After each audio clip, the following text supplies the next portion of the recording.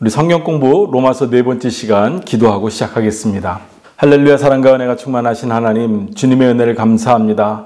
날마다 우리와 함께 하시고 우리를 인도하시는 주께서 여러 가지 형편을 살펴주시고 우리가 주님을 늘 잘 따를 수 있도록 인도해 주시니 하나님 감사합니다. 특별히 우리가 성경 공부를 통하여 말씀을 배우고 이 말씀을 배우는 것을 통하여 또 주님을 잘 섬기기를 원합니다.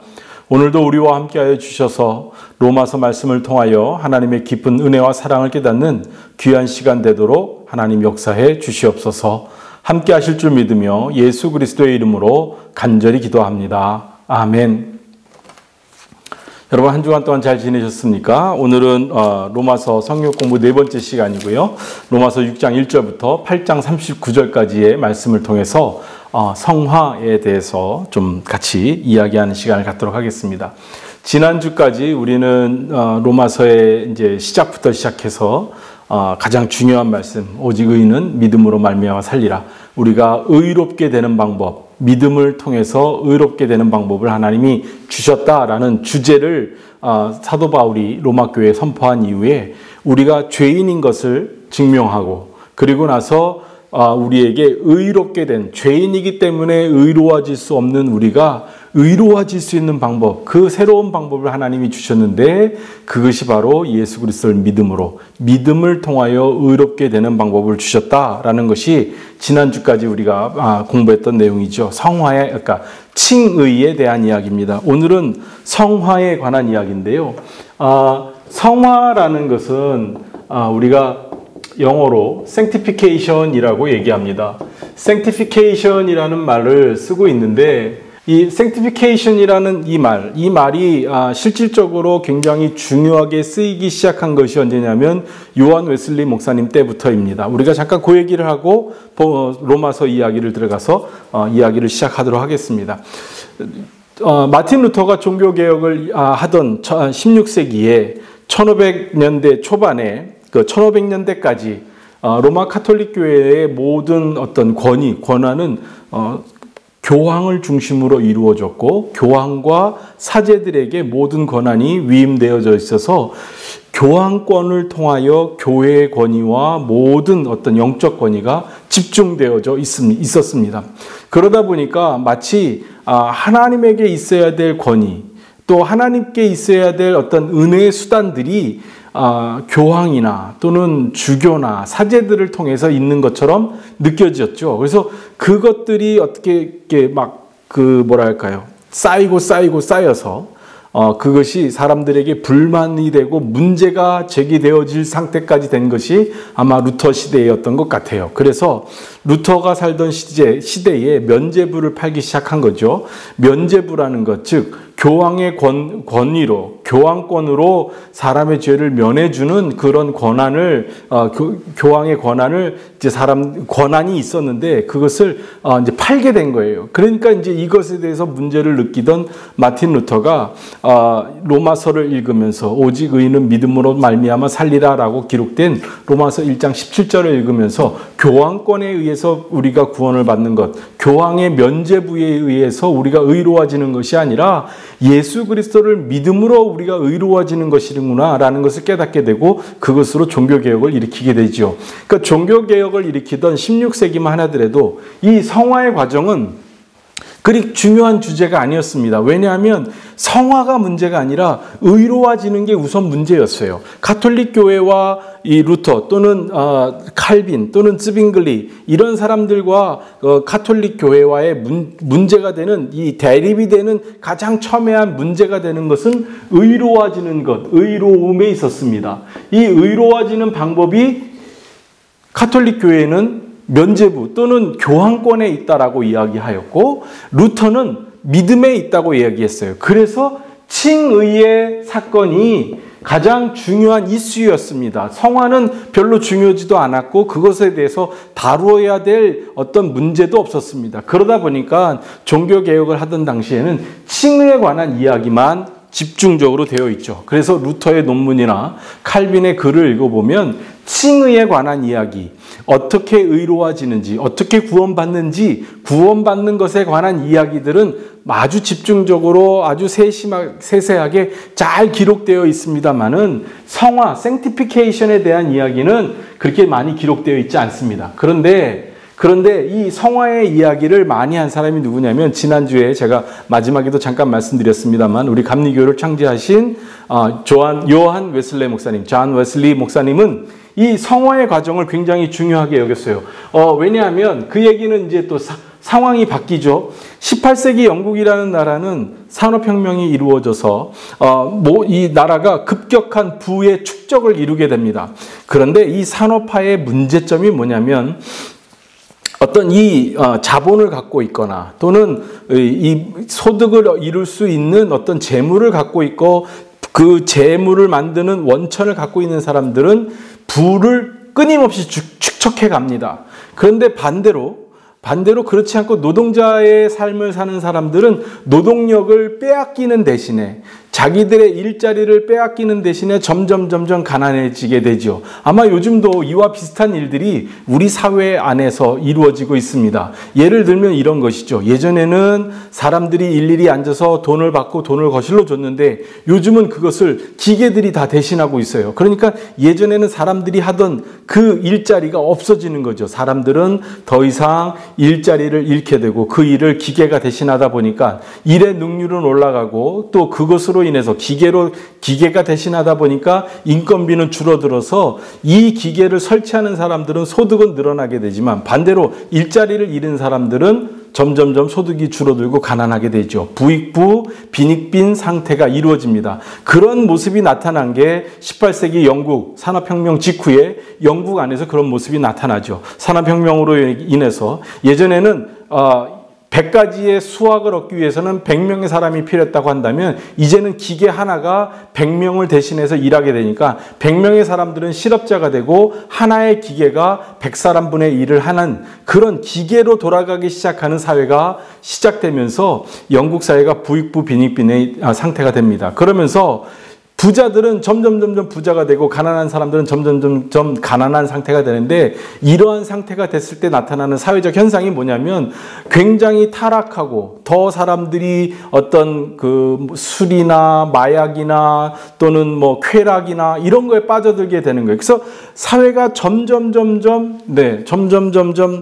뭐랄까요? 어려워진다고 할까요? 사람들이 경건함에 이르는 것이 아니라 점점 타락된 삶으로 자꾸 빠지게 됩니다. 도박하게 되고 술 취하게 되고 또는 어떤 나쁜 마약이나 이런 것들에 빠져들게 되고 음란함에 빠지게 되고, 이러한 일들이 계속 벌어지는데, 그러한 상황 속에서 요한 웨슬리 목사님은 우리가 규칙적으로 성경을 읽고 규칙적인 기도 생활을 하면서 경건 생활을 통해서 우리가 다시 새로워질 수 있다, 이렇게 믿고 그것을 이루기 위해서 열심히 노력하면서 홀리클럽이라는 것을 만들었고, 그 홀리클럽이라는 것을 통해서 규칙적으로 성경을 읽고 규칙적인 기도 생활을 하면서 우리가 하나님 앞에 다시 나가는, 그래서 이미 믿음으로 의롭다함을 얻은 칭의의 문제는 더 이상 18세기 영국 사회 속에서는 칭의의 문제는 중요한 문제가 아니었습니다. 왜냐하면 칭의의 문제는 이미 해결됐으니까요. 우리가 믿음으로 구원받는다라는 이 사실은 모두의 고백으로 이미 바뀌었으니까요. 그런데 문제는 뭐냐면, 믿음으로 구원받았음에도 불구하고 사람들은 술에 빠져 있고 마약에 빠져 있고 음란함에 빠져 있고 도박에 빠져 있어요. 거룩함에 이르질 못해요. 성화의 과정을 이루지 못하고 있다는 겁니다. 그래서 이 성화를 통해서 어디까지 가냐면 그리스도인의 완전에까지 이르러야 하는데, 이 상태까지 가야 되는 이 과정을 가지 못하고 여기서 멈춰 있는 거예요. 그러다 보니까 요한 웨슬리 목사님은 반대적으로 이 성화에 관한 이야기를 많이 하게 되지요.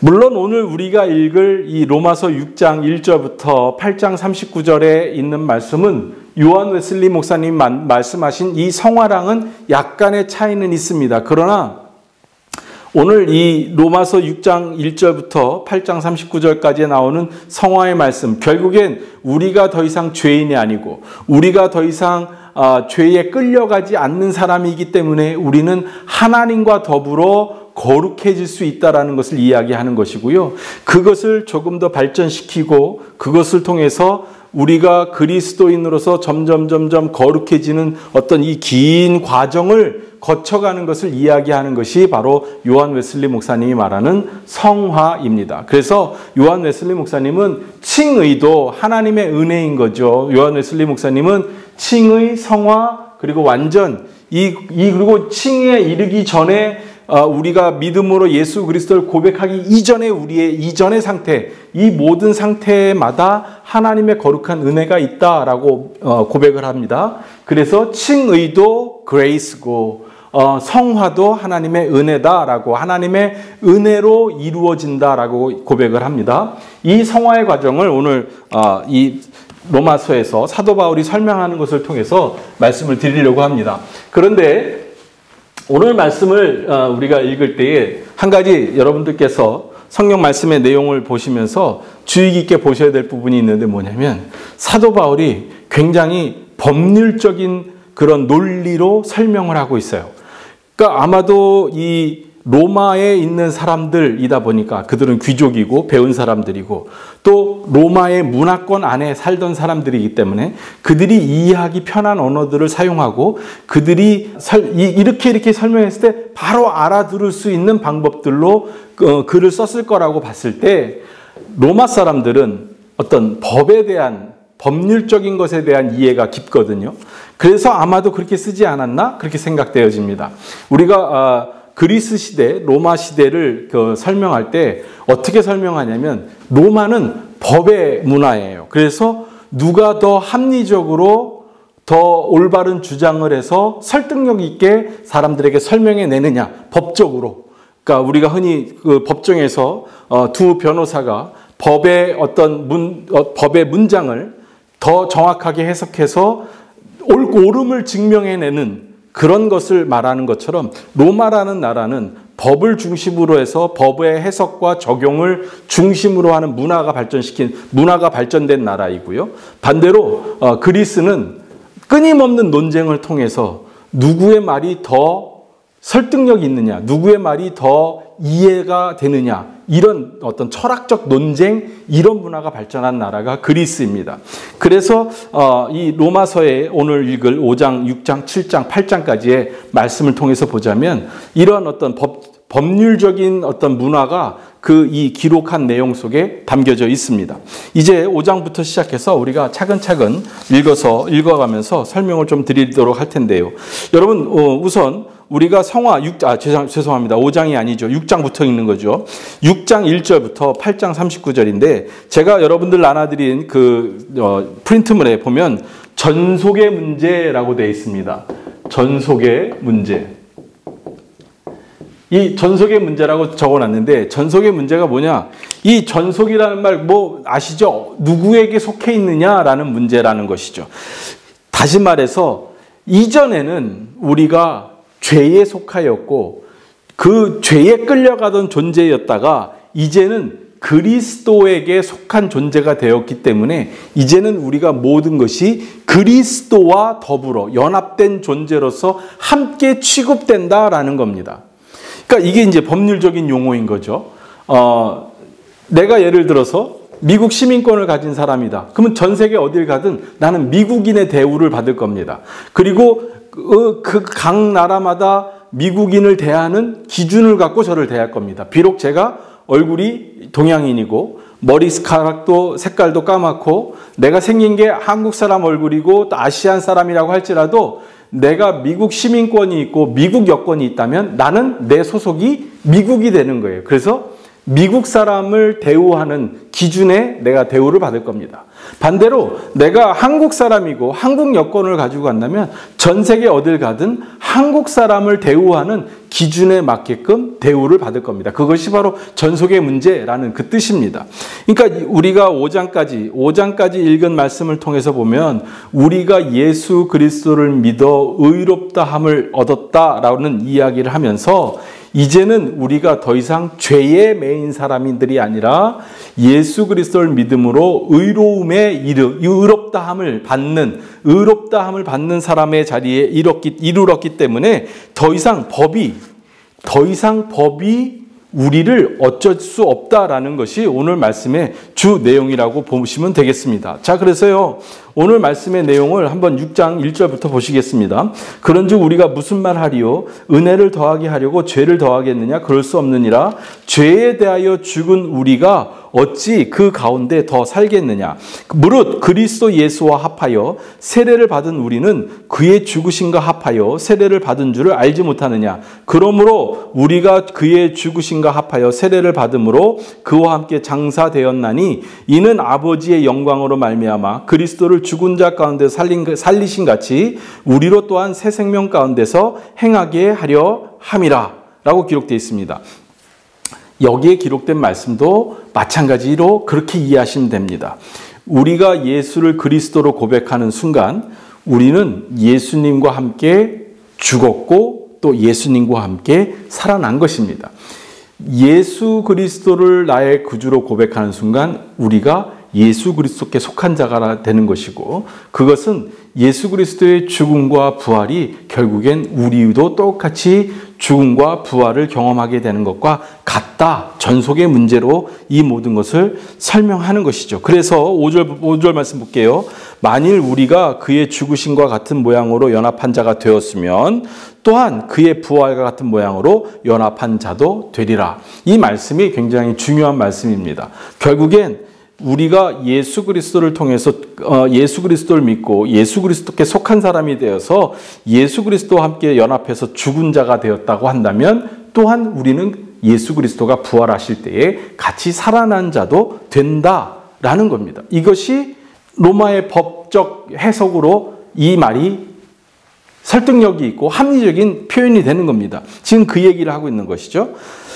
그래서 6절 말씀 계속 볼게요. 우리가 알거니와 우리의 옛사람이 예수와 함께 십자가에 못 박힌 것은 죄의 몸이 죽어 다시는 우리가 죄에게 종노릇하지 아니하려 함이니, 우리가 더 이상 이제 죄에 매이지 않게 되었다라는 거예요. 예수와 함께 죽었기 때문에 예수님과 함께 십자가에 못 박혀 죽었기 때문에 이는 죽은 자가 죄에서 벗어나 의롭다 하심을 얻었음이라. 만일 우리가 그리스도와 함께 죽었으면 또한 그와 함께 살 줄을 믿노니 이는 그리스도께서 죽은 자 가운데서 살아나셨음에 다시 죽지 아니하시고 사망이 다시 그를 주장하지 못할 줄을 알미로라. 자, 여기 6장 1절부터 9절까지 말씀 속에 사도 바울은 예수 그리스도의 죽음을 믿는 것, 신앙적으로 고백하는 것, 그것이 어떤 의미인지를 어떤 그 법의 적용의 문제를 적용하는 방법의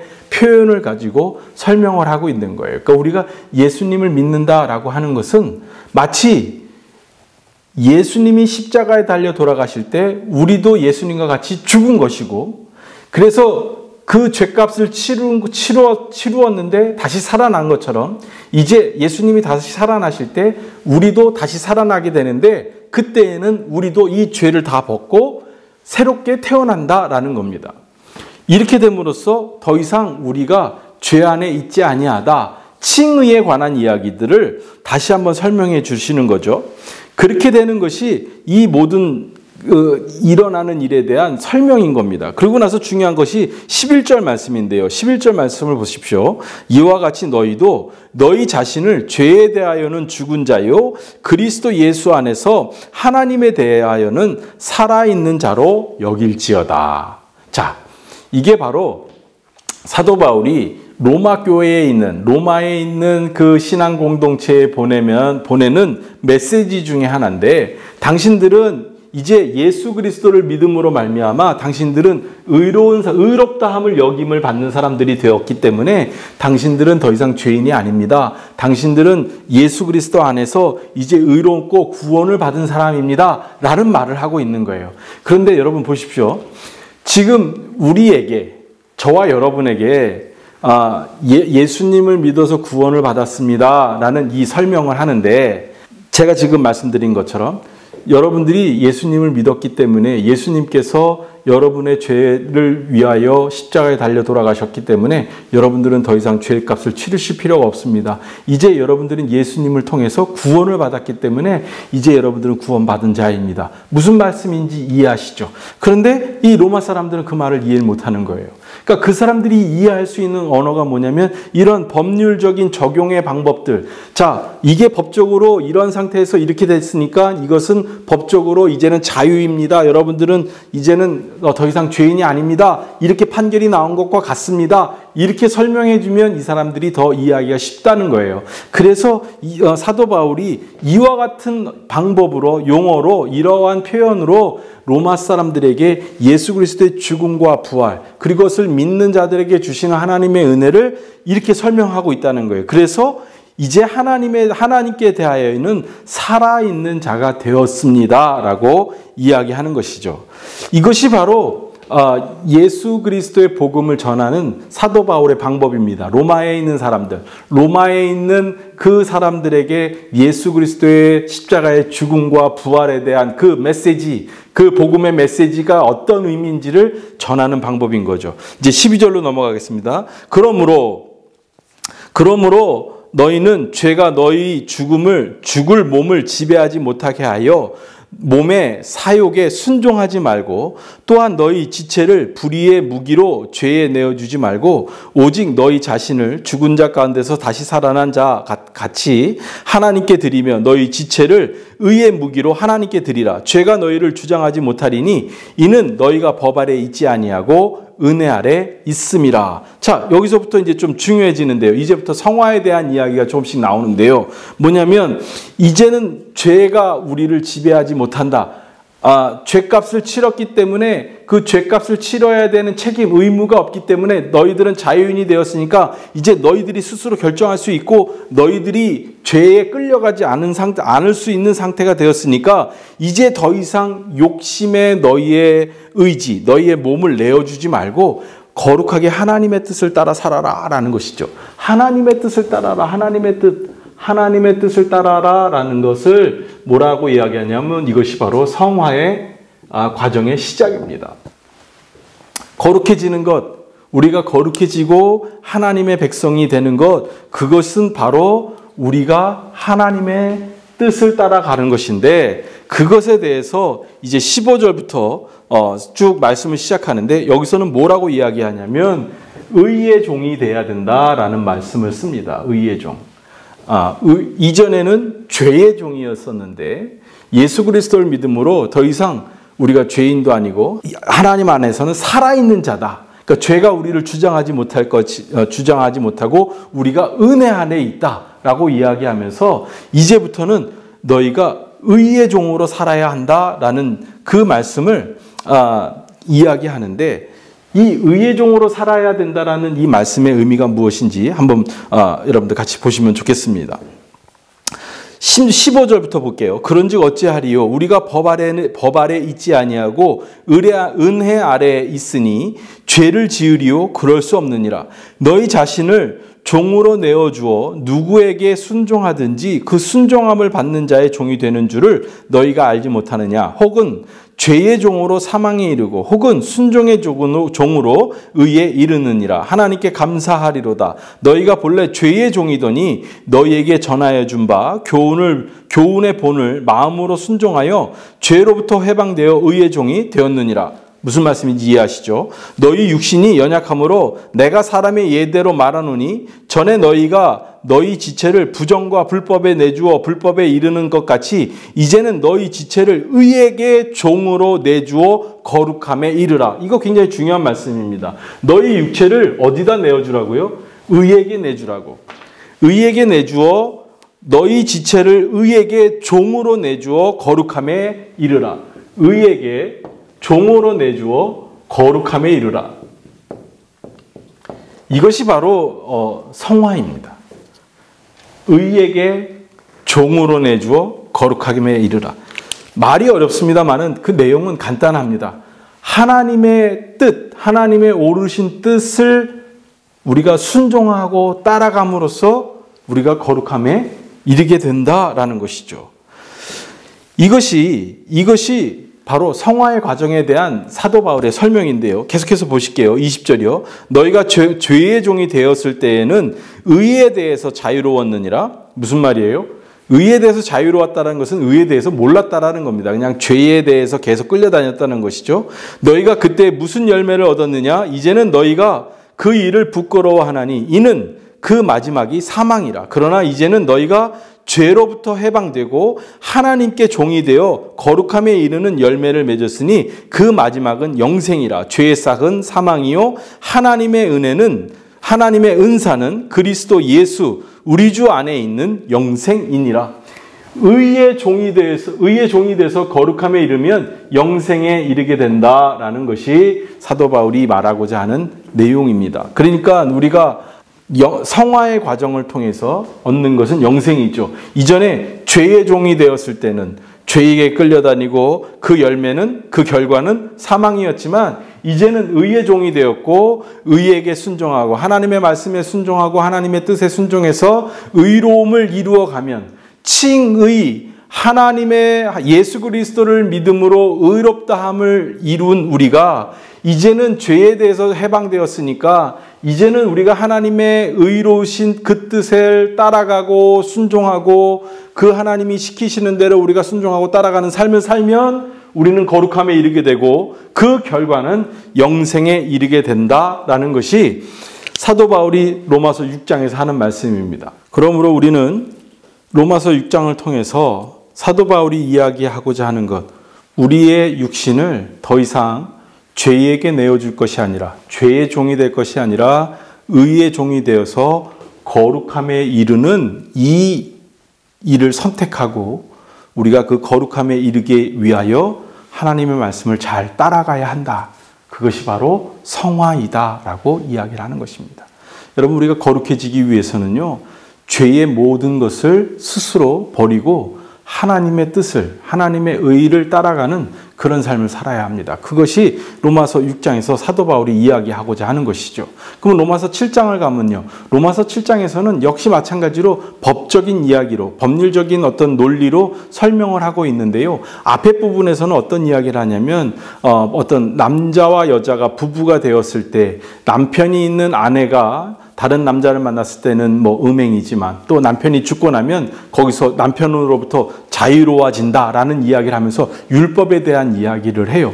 우리가 이전에 율법이 있을 때는, 우리가 율법을 지켜야 하는 사람이었을 때는 율법을 통해서 의로워져야 했지만 이제는 예수 그리스도를 주셨으니까 이젠 더 이상 율법에 매일 필요가 없다. 예수 그리스도를 통해서 우리가 의로움에 이르는 것을 우리가 선택해야 한다라는 그 이야기입니다. 너무 여러분들 이 말씀을 어렵게 생각하실 필요가 없어요. 결코 사도 바울은 율법을 나쁘다고 이야기하지 않았고 율법과 믿음을 대립해서 이야기하지 않습니다. 다만 율법이라는 것이 가지고 있는 하나님께서 이스라엘 민족을 위해서 주신 율법이라는 것이 그 율법을 따르기만 하면 의롭게 되는 것이지만 도리어 그 율법이 참으로 어렵고 힘들어서 그 율법을 잘 따라서 의로움에 이르러야 하는데 율법을 다 적용하다 보니까 사람들이 율법을 잘 따르는 것을 따지는 것이 아니라 율법에서 어디서 틀렸는지를 자꾸 따지니까 죄만 밝혀내게 되고 죄를 밝혀내는 도구로 율법이 사용되다 보니까 도리어 율법이 우리를 의로움에 이르게 하는 도구로 선하게 쓰여지는 것이 아니라 우리를 죄에 빠지게 하는 어떤 우리의 그 발목을 잡는 도구가 되어버린 것처럼 되었다라는 이야기를 하면서 율법이 나쁜 것이 아니라 율법을 그렇게 사용하는 것이 문제다라는 이야기죠. 그러면서 율법이 아니라 이제는 우리가 율법에서 벗어나 예수 그리스도가 오셨으니까 율법에서 벗어나 믿음으로 의로움에 이르러야 한다라는 이야기를 7장 1절부터 6절까지 하고 있고요. 그 다음에 7장 7절부터 12절까지는 지금 말씀드린 것처럼 그럼 율법이 잘못된 거냐? 아니다라는 이야기죠. 율법은 그 나름대로 하나님께서 정하신 대로 율법을 통해서 의로움에 이르도록 했지만 사람들이 율법을 가지고 얼마나 의로움에 잘 따라가고 있는지를 재는 것이 아니라, 율법이 이렇게 했으니까 내가 이 율법을 잘 지켜서 하나님께서 의롭게 하시는 그 은혜의 길을 가야지라고 생각하는 것이 아니라, 너 율법이 이랬는데 너 이렇게 했으니까 넌 틀렸어, 넌 잘못했어, 너 죄인이야, 정죄하는 도구로 사용하다 보니까 이 율법이 마치 문제가 있는 것처럼 그렇게 보여졌다라는 것입니다. 그래서 사도 바울이 복음을 전하던 시절도 마찬가지죠. 사도 바울이 복음을 전했던 에베소나 빌립보나 골로새서나 또는 골로새나 또는 고린도나 모든 지역에서 많은 유대인들이 와서 너희들이 하나님을 믿으면서 왜 율법을 지키지 않느냐, 너희들 왜 할례를 행하지 않느냐, 너희들 율법 이것을 어겼다, 너희들 율법에 이것을 어겼다, 그러니까 너희들 틀렸다, 이런 이야기들을 계속 하거든요. 그러니까 율법을 잘못 적용하고 있다라는 거죠. 율법을 통해서 우리가 율법을 하나하나 지켜나가면서 하나님이 정하신 의롭다 하심에 이르기 위한 도구로 도구를 잘 지켜나가는 선한 도구로 쓰는 것이 아니라 그 율법을 잣대로 세우고 기준으로 세우고 이것을 어떤 그 정죄의 도구로 사용해서 사람들을 정죄시키는, 그래서 죄인으로 만드는 도구로 사용하고 있다는 것을 이야기하고 있는 것입니다. 그리고 나서 7장 이제 후반절로 와서 사도 바울이 우리의 인간의 상태, 우리의 상태에 대해서 이야기를 합니다. 우리의 상태에 대해서 이야기하는데 그 우리의 상태가 어떠한 상태이냐면 15절부터 이렇게 25절까지 길게 이야기를 하는데 우리 안에 두 가지 법이 같이 적용되고 있다는 거예요. 우리의 속사람과 겉사람으로 구별해서 얘기하는데 우리의 속사람은 하나님의 법을 따르고자 합니다. 하나님의 선하신 뜻을 따르고자 합니다.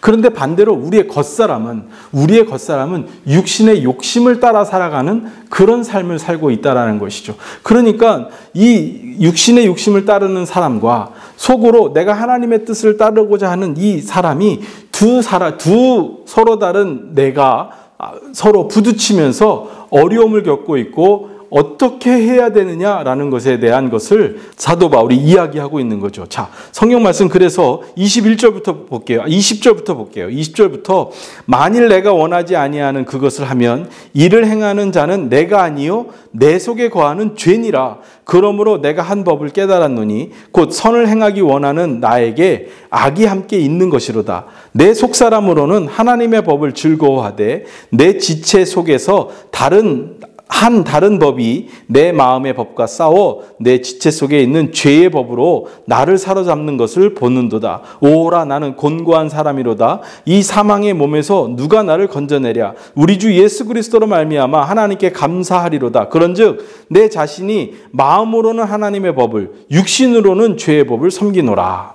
어쩌면 이 사도 바울의 이 고백은 우리 모든 사람들이 겪고 있는 본질적인 어떤 문제일 것입니다. 우리가 마음으로는 하나님의 법을 따르고자 하고 하나님의 말씀이 옳다라는 것은 아는데 우리의 또 다른 내 속에 또 다른 나는 그것을 알매도 불구하고 이것이 잘못된 것이고 내 육신이 원하고 내 육체가 원하는 것, 내 욕심이 원하는 것이 잘못된 것을 알면서도 원하는 마음이 있다는 것이죠. 결국엔 이 두 가지 마음이 서로 부딪히고 있고 이것으로 인해서 내가 고난 속에 있다는 거죠. 근데 재밌는 것은 사도 바울도 그러고 있다는 거예요. 그래서 사도 바울이 24절에 오호라 나는 곤고한 사람이로다. 누가 나를 이 사망의 몸에서 누가 나를 건져내랴 이렇게 고백을 하고 있어요. 그런데 왜 사도 바울이 이 말을 하고 있을까요? 그거는요, 사도 바울이 내가 공고함을 겪고 있기 때문에 사도 바울이 내 마음속에 하나님을 따르는 마음과 또 내가 욕심을 따르는 이 두 마음이 내 몸 안에 하나가 다 같이 있어. 나 힘들어. 괴로워. 이 이야기를 하는 것이 아니라 이것이 있다라는 것을 인정하면서 무엇이냐면 오늘 주제가 뭡니까? 성화이죠. 성화. 거룩함에 이르기 위해서. 이 거룩함에 이르기 위해서는 내 안에 선을 행하기 원한 하나님의 말씀, 하나님의 법을 즐거워하고 하나님의 말씀을 따르고자 하는 내가 하나 있고 속사람이 또 하나는 정말 내 죄의 법을 따르고자 하는 어떤 육체의 욕망과 욕심과 어떤 즐거움을 따르고자 하는, 하나님이 기뻐하시지 않는 것을 따르고자 하는 내가 역시 같이 존재한다라는 겁니다. 이게 왜 중요하냐면요, 우리가 아까 칭의, 그 다음에 성화, 그리스도인의 완전 이렇게 써놓고 이렇게 가야 한다고 그랬잖아요. 그런데 이 칭의가 뭐냐면 하나님이 의롭다고 여기시는 거라는 거라고 말씀드렸죠. 칭의, justification. 그런데 이 칭의는 의로워졌다라는 것이 아니라 의로운 걸로 인정해 주시는 거예요. 죄가 없어지는 것이 아니라 죄가 없는 것과 같이 여기신다는 거예요. 하나님의 은혜인 거예요. 내 죄가 싹 지워지고 없어지는 것이 아니라 내가 죄인이지만 하나님이 죄인이 아닌 걸로 인정하신다는 거예요. 이미 죄값을 다 치렀기 때문에. 그러면 칭의에서 성화를 거쳐서 완전한 그리스도인까지 가는 동안에 가장 큰 문제는 뭐냐면 이 성화의 과정 속에서 우리가 겪는 많은 고난과 고초가 있다는 거예요. 뭐냐면 거룩해지는 이 과정 속에서 우리가 모든 이 성화의 과정을 단계별로 차례대로 끊임없이 어려움 없이 차례대로 밟고 올라가서 그리스도인의 완전에 이르면 좋겠지만 그렇게 되지 않아요. 왜냐하면 우리 안에 여전히 죄의 문제가 남아있기 때문에, 이 죄의 문제, 우리에게 남아있는, 우리를 죄로 이끌고 갔던 죄의 문제가 완전히 없어진 것이 아니라 여전히 남아있기 때문에 이것이 우리를 죄로 끌고 가고자 하는 그런 것이 아직 남아있기 때문에 우리가 이 죄로 끌고 가고자 하는 마음과 하나님의 뜻을 따르고자 하는 이 두 마음의 씨름 속에서 우리가 하나님의 법을 따르고자 하는 것을 계속 믿음으로 선택하는 것, 그것이 바로 성화의 과정이라는 거예요. 칭의는 내가 예수를 그리스도로 믿는다고 고백하는 그 순간, 내 믿음이 하나님 보시기에 합당하다고 여겨지는 순간에 하나님이 나를 의로운 존재로 여겨주시는 거거든요. 그런데 성화는 그 순간이 아니라 어떠한 긴 과정입니다. 이 과정 속에서 나는 끊임없이 죄의 유혹과 선의 선택의 갈림길에서 나는 끊임없이 고민하고 선택하고 또 선택해야 합니다. 그런데 우리 인간의 문제는 사도 바울이 지금 7장 28절에서 오호라 나는 공고한 사람이로다 라고 고백하는 것처럼 우리는 순간순간 이 곤고한 상황 속에서 때로는 잘못 선택할 수도 있다는 겁니다. 그래서 죄를 선택하고 어떤 죄의 법을 따르는 내 속에 또 다른 겉사람의 어떤 욕심을 따르는 그 유혹에 빠져서 넘어질 수 있다는 거예요. 그러면 이 성화는 계속 반복적으로 그 상황 속에서 다시 회개하고 일어서서 죄를 고백하고 다시 내가 죄를 고백하면서 내 죄를 고백하고 예수 그리스도께서 내 죄를 다시 용서해 주시기를 구하는 어떤 그 과정들이 계속해서 반복적으로 이루어지는 거죠. 그래서 결국에는 그리스도인의 완전에 이루어야 되는데 이 그리스도인의 완전에 이르는 그것이 이제 여기 성경에서는 영화라고 되어 있는데 영화에 이르는 과정, 그 상황은 뭐냐면 더 이상 내가 죄의 유혹을 받지 않고 죄가 나를 넘어뜨릴 수 없고 죄의 유혹이 내 안에서 이제 완전히 사라져서 내 안에 온전한 거룩한 pure holy만 남게 되는 순간이 바로 그리스도의 완전인데 그 순간에 이르기까지는 우리는 계속 성화의 과정 속에서 죄와 선의 하나님 그리스도 하나님을 따르는 이 삶과 죄의 유혹 속에서 우리는 끊임없는 선택과 다툼의 과정 속에서 하나님을 따라가는 삶을 살아가야 한다는 겁니다. 그래서 아까 말씀드린 의의 종, 하나님의 의에 우리를 종으로 내어주어서 거룩함에 이르라라고 하신 말씀, 그 말씀이 바로 이것입니다.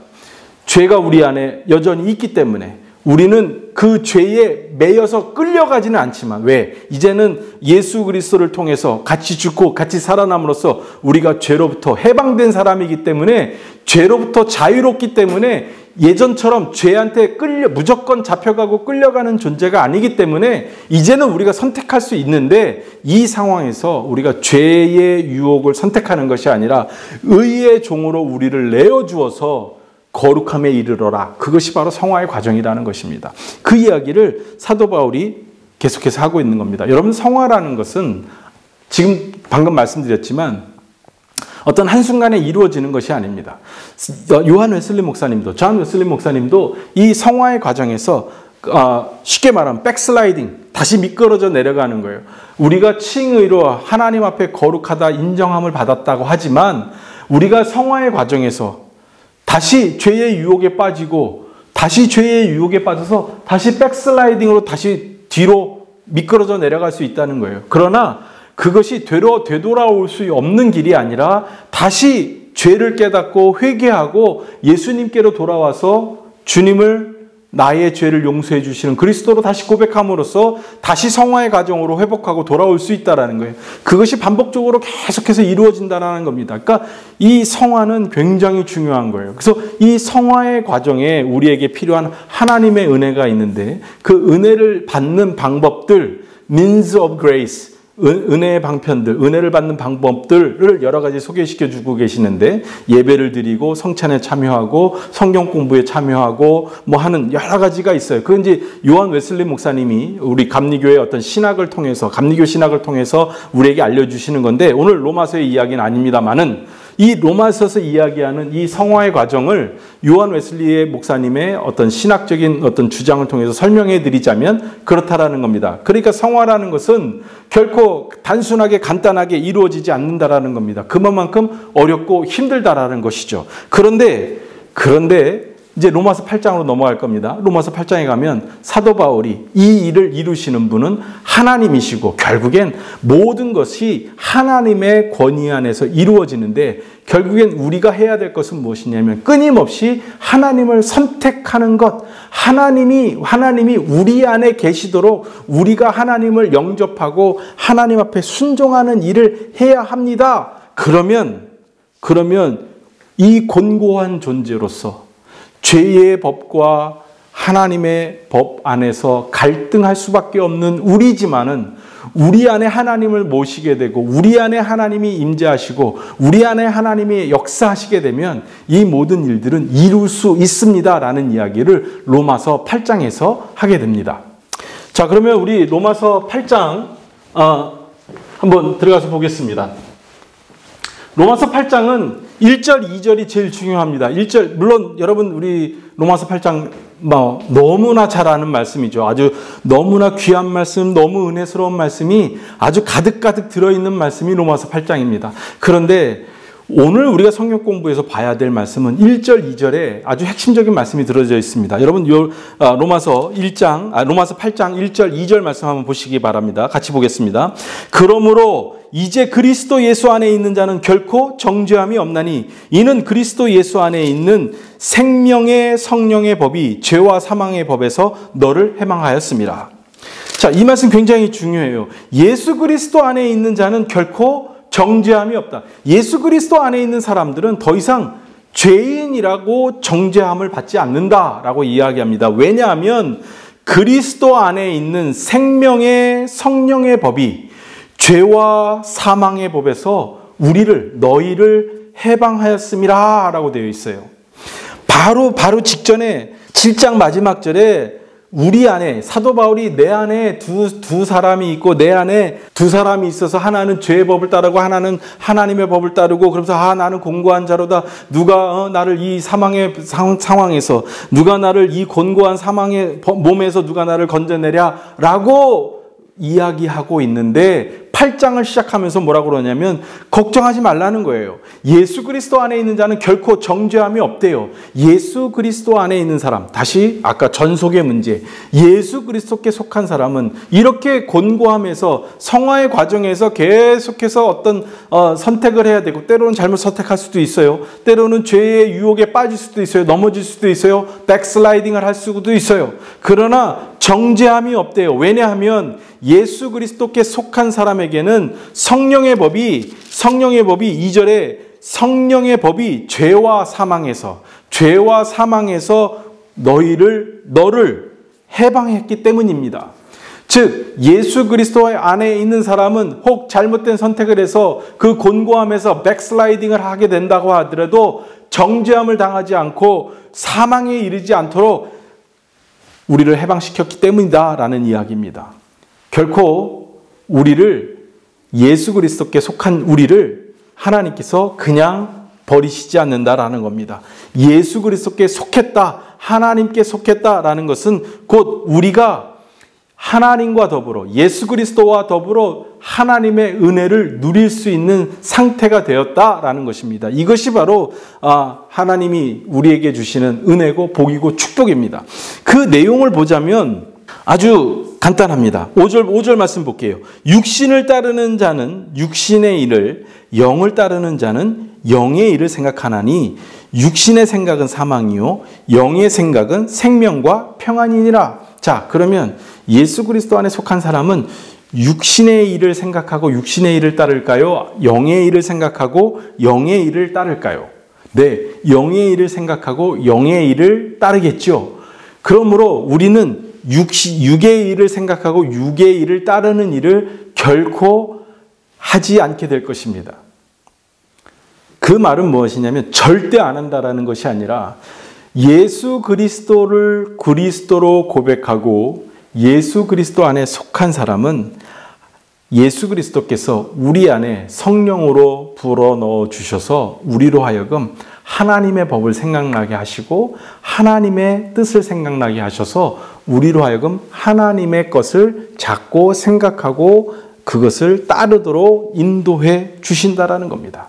그러므로 여러분, 우리가 신앙생활하면서 뿐만 아니라 일상생활들 속에서 여러분들 마음속에서 하나님이 주시는 생각, 하나님이 여러분들 마음에 주시는 생각이 있다고 한다면 여러분 가능한 한 순종하시기 바랍니다. 그것이 바로 우리가 성화의 과정을 밟는 방법이에요.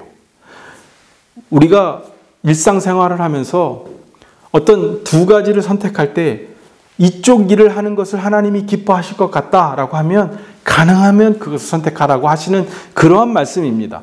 육신에 속한 사람들은, 하나님께 속하지 않은 사람들은 이 두 가지 생각을 하지 못해요. 그냥 육신의 것만 생각하게 되지요. 어떤 것이 내게 더 이득이 될까만 생각하죠. 그러나 하나님을 믿고 예수 그리스도께 속한 사람은 내게 어느 것이 더 이득이 될까만 생각하는 것이 아니라 어느 것이 하나님이 더 기뻐하시는 것이 될까? 이것도 생각하게 된다는 것이에요. 그러니까 이것을 선택할 수 있게 돼야 한다는 것입니다. 그래서 여러분들 9절 보세요. 9절부터 보세요. 만일 너희 속에 하나님이 영이 거하시면 너희가 육신에 있지 아니하고 영에 있나니 누구든지 그리스도의 영이 없으면 그리스도의 사람이 아니라 또 그리스도께서 너희 안에 계시면 몸은 죄로 말미암아 죽을 것이나 영은 의로 말미암아 살아 있는 것이라. 예수를 죽은 자 가운데서 살리신 이의 영이 너희 안에 거하시면 그리스도 예수를 죽은 자 가운데서 살리신 이가 너희 안에 거하시는 그의 영으로 말미암아 너희 죽을 몸도 살리시리라.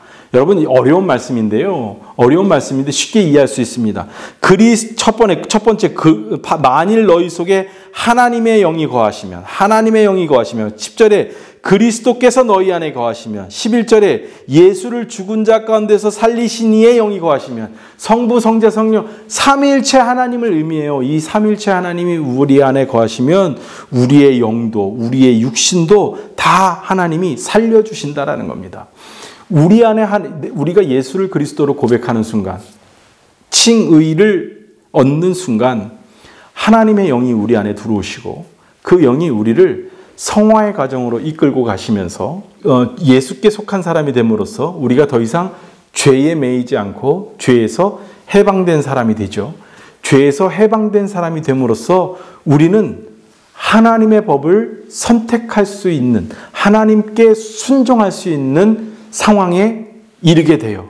그런데 하나님께 순종할 수 있는 상황이 되고 하나님께 속한 사람이 됐지만 여전히 우리의 또 다른 우리 안에는 여전히 죄에 대한 유혹, 죄의 법이 우리를 붙들고 있고 유혹하고 있고 우리를 끌고 가려고 하는 것이 여전히 남아있다라는 겁니다. 그럼에도 불구하고, 그러한 상황임에도 불구하고 하나님이 우리 안에 거하시고 성령이 우리 안에 거하시고 삼위일체 하나님 예수 그리스도께서 우리 안에 거하시면 결국엔 우리는 이 죄에 끌려가지 않고 영원한 생명의 길로 하나님이 우리를 이끌어 가실 것이다 라는 그 말씀을 하고 있는 것입니다. 그러면서 이 말씀을 하면서 어떤 이야기를 하시냐면 양자의 영에 대한 이야기를 하십니다. 이 양자의 영이 뭐냐면 우리가 예수님을 그리스도로 고백함으로 인해서 우리도 예수님과 더불어 하나님의 자녀가 되었다라는 거예요. 양자로 우리가 되었다라는 겁니다. 그래서 예수님이 하나님의 아들이어서 하나님께 받을 상속이 있잖아요. 그런데 그 상속이 우리도 받게 되었다라는 겁니다.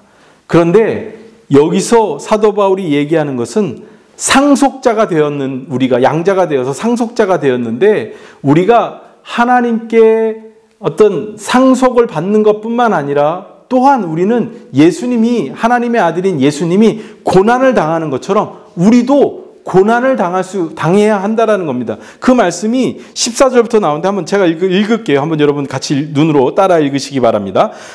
무릇 하나님의 영으로 인도함을 받는 사람은 곧 하나님의 아들이라. 너희는 다시 무서워하는 종의 영을 받지 아니하고 양자의 영을 받았으므로 우리가 아빠 아버지라고 부르짖느니라. 성령이 친히 우리의 영과 더불어 우리가 하나님의 자녀인 것을 증언하시나니 그 자녀이면 또한 상속자 곧 하나님의 상속자요 그리스도와 함께 한 상속자니 우리가 그와 함께 영광을 받기 위하여 고난도 함께 받아야 할 것이니라. 네, 우리가 하나님의 양자가 되었다라는 거예요. 영적으로. 그래서 예수님과 함께 상속을 받고 하나님의 은혜를 예수님과 함께 받는 것처럼 또한 우리가 예수님이 하나님을 위하여 고난을 받는 것처럼 우리도 예수님과 함께 고난도 받아야 한다라는 겁니다. 그러면 여기서 우리가 받아야 되는 고난이 무엇일까요? 우리가 받아야 되는 고난은 무엇인가 하니 이 세상에서 살면서 죄로부터 죄의 유혹과 죄로 인하여 우리가 죄를 거부하는 것으로 인하여 겪게 될 고난을 그것을 말하는 겁니다. 그래서 사도 바울이 18절부터 무슨 얘기를 하냐면 생각하건대 현재의 고난은 장차 우리에게 나타날 영광과 비교할 수 없도다라고 얘기해요. 여기서 우리가 무엇을 생각해야 되냐면 현재의 고난입니다. 지금 현재 우리가 겪게 될 고난, 그것은 뭐냐면 죄와 선 중에 하나님의 법과 죄의 법 중에 하나님의 법을 선택함으로써 겪게 될 고난, 이것을 이야기하는 거예요. 그래서 이 고난을 겪어내면서 하나님의 법을 선택했을 때, 그래서 이후에 하나님께서 주실 영광, 그것을 생각해 보면 이 고난은 별것 아니다라는 그런 이야기를 합니다. 즉 성화의 과정을 우리가 끊임없이 잘 수행해 나가면서 이 땅에서의 세상적으로 봤을 때 세상적인 고통, 세상의 눈으로 봤을 때의 고통과 고난을 우리가 영적으로 잘 견뎌내고 이겨내면 하나님이 주시는 놀라우신 그 사랑과 은혜와 영광을 얻게 되고 우리가 하나님의 그 뜻을 선택하여 성화의 과정을 이뤄냄으로써 구원을 얻고 하나님의 놀라우신 은혜를 얻게 된다라는 이야기를 8장 18절부터 하고 있습니다. 그러면서 우리가 잘 아는 말씀, 이제 이 모든 일들을 하나님께서 예비하셨고 준비하셨고 또 이 모든 일들이 잘 되어지도록 하나님께서 이미 뜻을 정하시고 하나님께서 일을 하고 계신데 이 모든 것들을 세상의 그 어떤 것도 우리를 하나님과의 관계에서 끊어낼 수 없다라는 이야기를 끝에서 하고 있습니다. 우리가 보편적으로 설교를 할 때 이 로마서 8장을 갖고 설교를 하면 이 마지막 31절부터 39절까지의 말씀이 워낙에 강력한 메시지가 담겨져 있어서 이 말씀을 갖고 설교를 많이 하죠. 그런데 오늘 성경 공부를 하시면서 보시면 알겠지만 로마서 8장 26절부터 또 26절부터 30절까지 31절부터 39절까지의 말씀은 하나님이 우리를 이 성화의 과정에서 잘 견디고 이기기를 기대하시면서 우리에게 주시는 약속의 말씀, 우리가 그 성화의 과정에서 잘 이길 수 있도록 하시기 위해서 하나님께서 우리를 어떻게 도우고 계시고 우리에게 어떻게 역사하고 계신지를 설명하시는 그런 말씀에 불과합니다.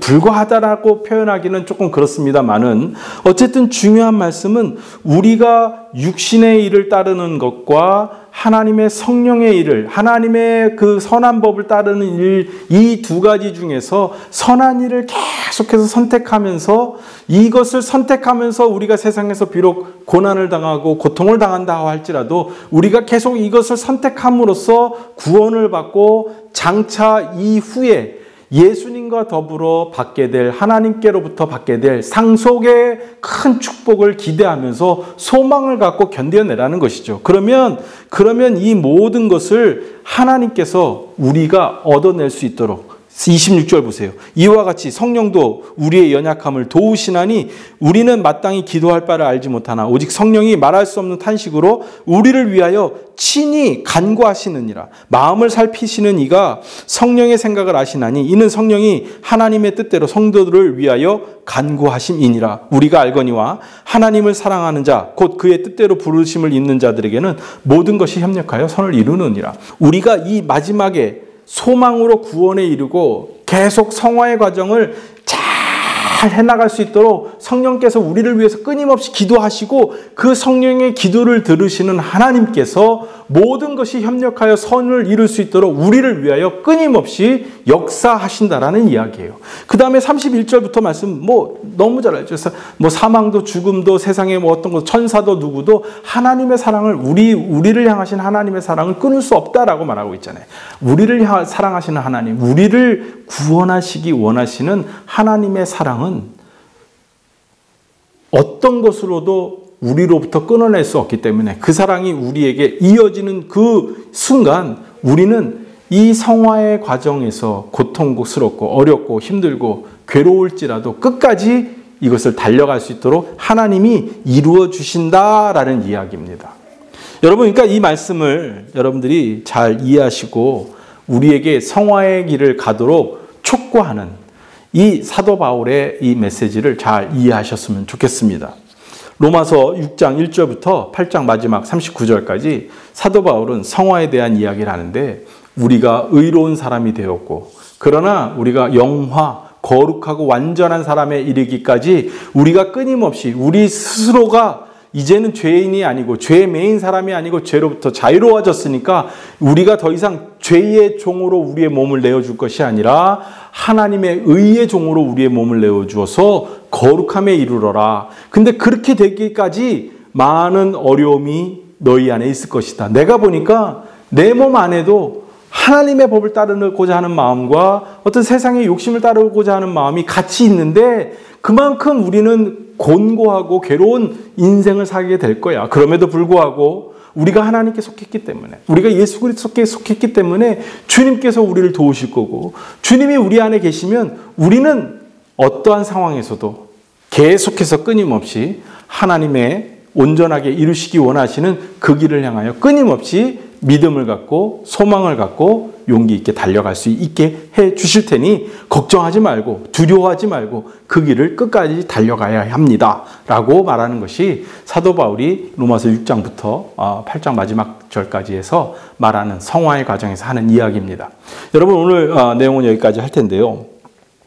우리가 로마서를 읽으면서 기독교인이 된다라는 것, 또 기독교인이 되어서 내가 지금 앞으로 어떻게 살아야 한다라는 것들을 여러분들이 이 차근차근 하나하나의 주제를 갖고 설명하는 이 사도 바울의 이야기를 읽으시고 또 말씀을 묵상하시면서 좀 깨닫게 되셨으면 좋겠습니다. 그래서 결코 어려운 주제도 아니고요. 그러나 반드시 우리가 알아야 하는 신학적인 주제이니까 여러분들이 이 말씀들을 잘 기억하시고 또 그것을 여러분들의 삶 속에서 잘 적용하셔서 정말 믿음으로 승리하시는 여러분들 되셨으면 좋겠습니다. 다음 주는 이제 이어서 5번째 시간으로 하나님의 의에 대한 변증해서 섭리와 주권 해서 9장 1절부터 11장 36절까지 이제 이야기를 할 텐데요. 다음 주도 재밌는 이야기가 될 거라고 저는 생각을 합니다. 한 주간 동안 건강하게 잘 지내시고요. 또 말씀을 다시 한번 6장 1절부터 8장 39절까지 천천히 한번 읽으시면서 말씀 한 절 한 절 속에서의 그 사도 바울이 말하고자 하는 의도, 내용들을 한번 잘 묵상해 보시기 바랍니다. 궁금하신 것 있으시면 단체 대화방에 질문으로 올려주시고요. 또 제가 성실하게 대답해 드리도록 하겠습니다. 여러분 수고하셨습니다. 다음 주에 또 이어서 계속하도록 하겠습니다. 우리 주기도문하고 모든 성경 공부 마치도록 하겠습니다. 하늘에 계신 우리 아버지여, 이름이 거룩히 여김을 받으시오며 나라가 임하옵시며 뜻이 하늘에서 이루어진 것 같이 땅에서도 이루어지이다. 오늘 우리에게 일용할 양식을 주옵시고 우리가 우리에게 죄 지은 자를 사하여 준 것 같이 우리의 죄를 사하여 주옵시고 우리를 시험에 들게 하지 마옵시고 다만 악에 수고하옵소서. 나라와 권세와 영광이 아버지께 영원히 있사옵나이다. 아멘.